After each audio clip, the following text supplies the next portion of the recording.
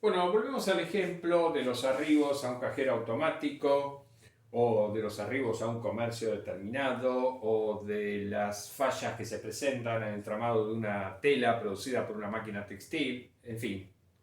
Esos ejemplos que mencionamos cuando hablamos de la distribución de Poisson. Pero ahora vamos a definir la variable aleatoria x como el tiempo de espera desde el instante inicial t igual a 0 hasta que se produce el primer arribo o la primera falla, como quiera, digamos, como suene mejor de acuerdo al ejemplo que uno tenga en mente, ¿no? Pensemos en arribos a un cajero automático. Entonces, x definimos como el tiempo de espera desde el instante inicial hasta que se produce el primer arribo.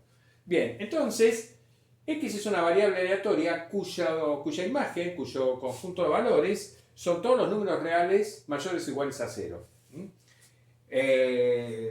Eso está claro.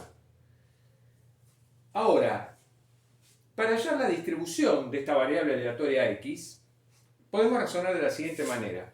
Supongamos que lambda, la constante lambda positiva, es el número promedio de arribos por unidad de tiempo. Por ejemplo, si elegimos una hora como unidad de tiempo, bueno, perfecto. Supongamos que lambda es el número promedio de arribos por hora. Y que entonces definimos a x como el tiempo en horas hasta que se produce el primer arribo. Bueno, si fijamos un instante t positivo, cualquier instante t positivo, entonces podemos considerar la variable aleatoria r sub t que cuenta el número de arribos en el intervalo entre 0 y t, entre el instante inicial 0 y el instante t que hemos fijado. Entonces, a esta variable aleatoria ya la conocimos, porque la utilizamos para introducir la distribución de Poisson. Esta variable aleatoria va a tener distribución de Poisson con parámetro lambda por t. ¿Por qué con parámetro lambda por t? Porque si lambda representa el número promedio de arribos por unidad de tiempo, en t unidades de tiempo, el número promedio de arribos va a ser lambda por t. Y entonces, en el intervalo entre 0 y t, la distribución de esta variable aleatoria, r sub t, va a ser una distribución de Poisson, pero con este parámetro, lambda por t. En consecuencia, la probabilidad de que se produzcan k arribos en las t primeras unidades de tiempo va a estar dada por esta fórmula. La fórmula que dedujimos o conjeturamos, mejor dicho, cuando hablamos de la distribución de Poisson. Para todo número k, 0 o natural, para todo entero no negativo k, la probabilidad de k arribos entre 0 y t está dada por esta fórmula. La exponencial de menos lambda t por lambda t a la k sobre k factorial. Bueno, pero ahora, la probabilidad de que recordemos, x es el tiempo de espera hasta el primer arribo. La probabilidad de que x sea mayor a t, a este t positivo que hemos fijado, es igual a la probabilidad de rt igual a 0, porque el evento x mayor estricto a t significa que yo tengo que esperar más de t unidades de tiempo para que se produzca el primer arribo. Eso equivale a decir que las primeras t unidades de tiempo, desde el instante inicial 0 hasta t, no se produjo ningún arribo. Es decir, el evento x mayor estricto a t equivale al evento r sub t igual a 0. Pero el evento r sub t igual a 0 tiene probabilidad e a la menos lambda t, porque aplicamos esta fórmula para k igual a 0. Si k igual a 0 nos queda e a la menos lambda t. Y esto debe cumplirse para cualquier t positivo. Acá lo fijamos a t, pero t es cualquier instante arbitrario. Entonces, ya obtuvimos la distribución de probabilidad de la variable aleatoria x, porque esto vale para todo t. En particular, la función de distribución acumulada de x va a estar dada de esta manera, porque f sub x de t es la probabilidad de x menor o igual a t, y eso es 1 menos esta probabilidad. Por lo tanto, la función de distribución acumulada está dada de esta manera para todo t mayor o igual a 0. Si t es igual a 0, esto tiene que valer 0 y efectivamente eso ocurre. Y para t positivo ya lo tenemos acá. Entonces, esta es la función de distribución acumulada de la variable aleatoria x.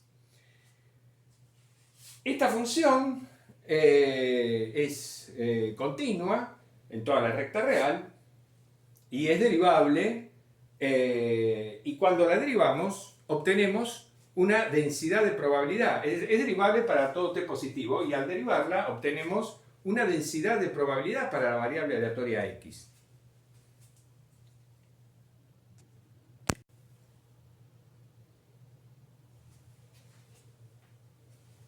Bueno, entonces, si la función de distribución acumulada de la variable x evaluada en t es 1 menos la exponencial de menos lambda t, bueno, al derivar esta función de distribución acumulada para todo t positivo, obtenemos, al derivar acá respecto de t, obtenemos que la derivada de la función de distribución acumulada es lambda por e a la menos lambda t para todo t positivo.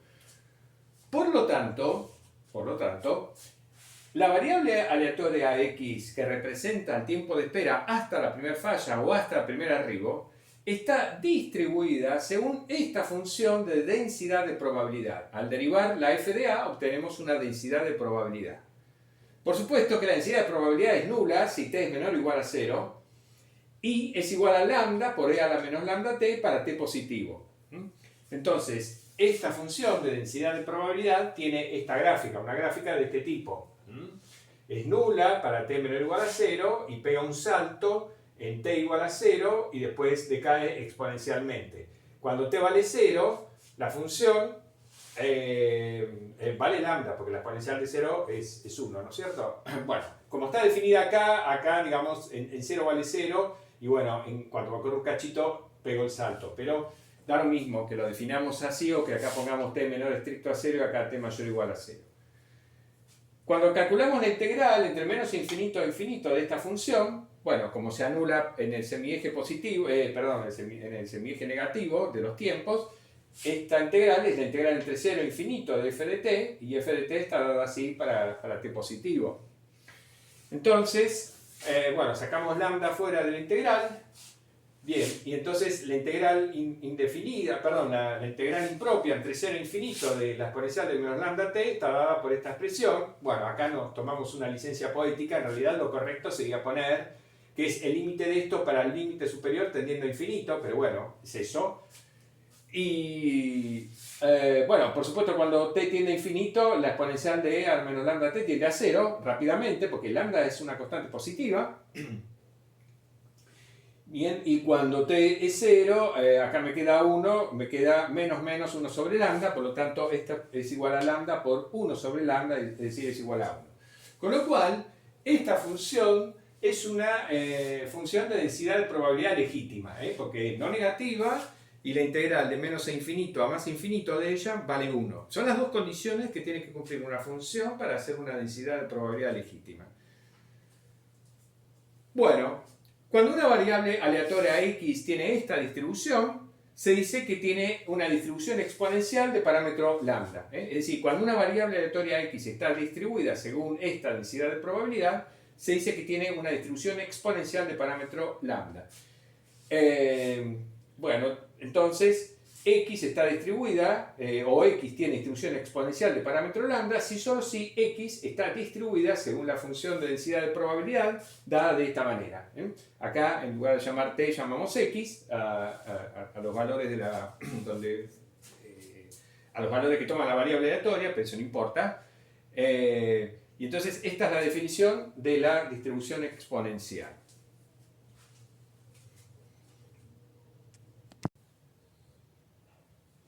Bueno, como un ejercicio proponemos calcular el valor esperado de una variable que tiene distribución exponencial y su varianza. Se trata de un ejercicio de cálculo de integrales impropias. Bueno, comprobar que si la variable x tiene distribución exponencial de parámetro lambda, entonces el valor esperado de x es 1 sobre lambda. Y su varianza es 1 sobre lambda cuadrado.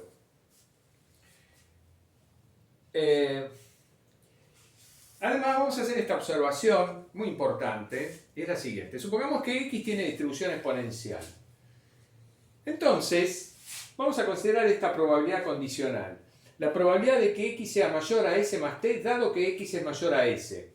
¿Qué sería esto si volvemos a la interpretación de x como el tiempo de espera hasta la primera falla. Esta sería la probabilidad de que, dado que no ocurrió ninguna falla en las primeras S unidades de tiempo, sabiendo que no ocurrió ninguna falla en las primeras S unidades de tiempo, ¿cuál es la probabilidad de que en las próximas T unidades de tiempo no ocurra ninguna falla? Esta probabilidad condicional me estaría indicando eso, porque X es el tiempo de espera hasta la primera falla. El evento condicionante es X mayor a S, que significa las primeras S unidades de tiempo no hubo ninguna falla. Entonces, esta probabilidad se lee así: la probabilidad de que ocurra una falla, de la probabilidad de que no ocurra ninguna falla en las próximas T unidades de tiempo, dado que en las primeras S unidades de tiempo no ocurrió ninguna falla. Bueno, esta probabilidad condicional la calculamos como se calcula toda probabilidad condicional. Sería la probabilidad de la intersección de ambos eventos dividido la probabilidad del evento condicionante. Ahora, la intersección de ambos eventos, ¿qué es lo que nos da? Bueno, claramente este evento está incluido en este, porque si x es mayor a s más t, como s y t son positivos, naturalmente que x también es mayor a s. Entonces, si ocurre esto, ocurre esto. Entonces, este evento está incluido acá. Entonces, la intersección de ambos nos va a dar este evento. Entonces, esta probabilidad condicional es este cociente. Bien, pero ya vimos que la probabilidad acumulada derecha, la probabilidad de x mayor a s más t, si x tiene esta distribución, en el numerador vamos a tener la exponencial de menos lambda por s más t. Y en el denominador la exponencial de menos lambda por s. Bueno, acá simplificamos, digamos, esto es e a la menos lambda por s por e a la menos lambda t. Se cancela con el de abajo, el factor e a la menos lambda s, y entonces lo que nos queda es e a la menos lambda t. Pero esto es la probabilidad de x mayor a t. Entonces, ¿cómo se lee esto? ¿A qué conclusión arribamos? A la siguiente conclusión. La probabilidad de que en las próximas t unidades de tiempo no ocurra ninguna falla, sabiendo que en las primeras s unidades de tiempo no hubo ninguna falla, es igual a la probabilidad de que no haya falla en las primeras t unidades de tiempo. O sea, que este evento no influye para nada en este evento. Digamos, por eso esta propiedad está describiendo una falta de memoria de la distribución exponencial. Es como que a la variable aleatoria x, al ser esta probabilidad condicional igual a esta probabilidad, la variable aleatoria x no, digamos así, no recuerda lo que pasó en las primeras s unidades de tiempo, o no le afecta, o no le influye. Si en las primeras S unidades de tiempo no hubo ninguna falla, la probabilidad de que las siguientes T unidades de tiempo tampoco haya ninguna falla es igual a la probabilidad de que las primeras T unidades de tiempo no haya falla. Esta propiedad de falta de memoria explica que, por ejemplo, que sea normal que el tiempo de duración de una lámpara o de una batería o de un componente electrónico, esos tiempos tengan distribución exponencial. Porque, digamos, se comportan de esa manera. Hay una pérdida de memoria. Digamos, una lámpara mientras está funcionando es tan buena, digamos, está funcionando tan bien y tiene por delante el mismo tiempo de vida que tenía, digamos, desde el inicio. No importa cuánto tiempo estuvo funcionando. Mientras está funcionando es como si recién comenzara a funcionar. Lo mismo ocurre con una batería o con un componente electrónico. Entonces, el tiempo de vida de esos artefactos tiene una distribución exponencial. Es típico que tengan una distribución exponencial.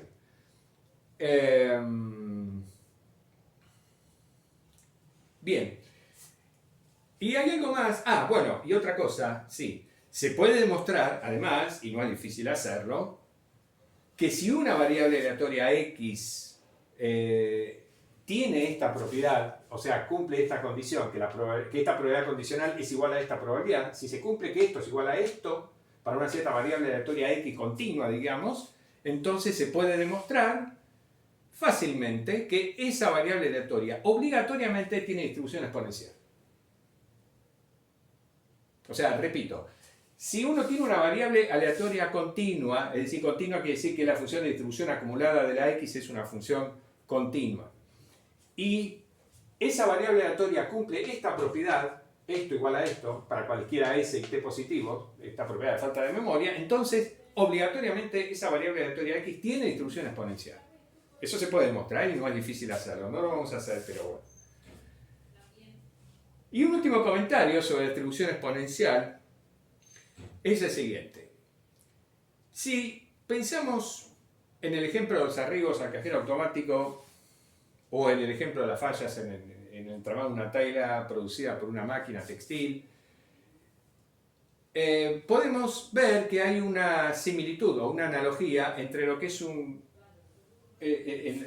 proceso de Poisson, en donde tenemos la distribución de Poisson y la distribución exponencial, y lo que es un proceso de Bernoulli, donde tenemos la distribución binomial y la distribución geométrica. Claramente, la distribución exponencial vendría a ser como la versión continua de la distribución geométrica. La distribución geométrica, recuerden, era el número de pruebas hasta la primera falla. Acá son las unidades de continuo hasta la aparición de la primera falla. Perdón, en el caso del proceso de Bernoulli, en lugar de fallas hablamos de éxitos. Entonces, la distribución geométrica era el número de pruebas hasta el primer éxito.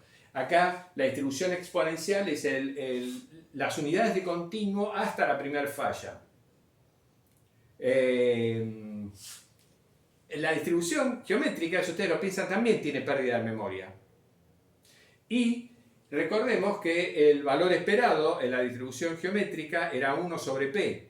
Y acá es 1 sobre lambda. Lambda representa el número promedio de fallas por unidad de continuo.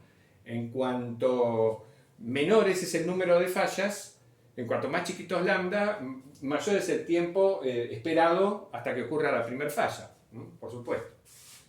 Bien, y si fijamos las unidades de continuo, fijamos t unidades de continuo, entonces la variable aleatoria que cuenta el número de fallas en esas t unidades de continuo vendría a ser, como ya dijimos, la versión continua de la distribución binomial, que es el número de éxitos en n pruebas. Ahí, para la distribución binomial fijamos la cantidad de pruebas n y definimos la distribución binomial como la distribución de la variable que cuenta el número de éxitos en esas n pruebas. Bueno, en el caso de la distribución de Poisson, fijamos t unidades de continuo o una longitud de continuo determinada y definimos la variable como el número de fallas o arribos en ese continuo.